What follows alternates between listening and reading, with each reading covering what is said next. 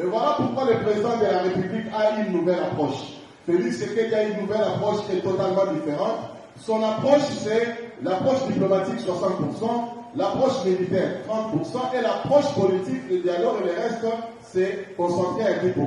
L'approche diplomatique, je vois ça comme l'histoire de Moïse et de Josué.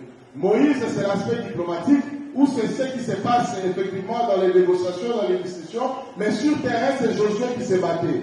Du moment où Moïse s'est élevé les bras, il était en train de prier, Josué sur terrain, il gagnait. Quand il abaissait les bras, Josué était, d'un moment, il était battu.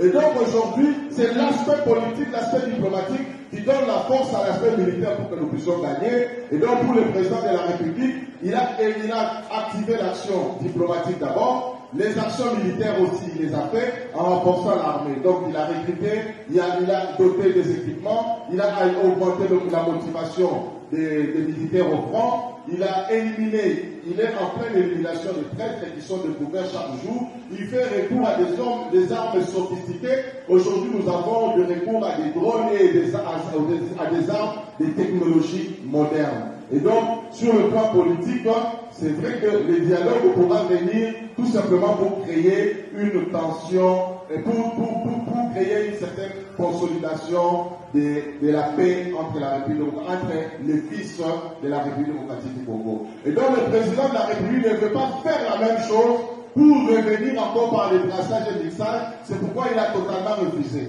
Et donc, en travaillant sur l'aspect diplomatique, je vous ai dit que toutes les guerres à l'époque se sont terminées par les apports des étrangers et principalement par les États-Unis. C'est pourquoi je peux vous dire aujourd'hui, comme le président de la République a pu réussir dans sa diplomatie agissante à avoir ces accords qui nous unissent aujourd'hui avec les États-Unis, je peux vous dire sans crainte d'être contredit que la guerre est totalement terminée.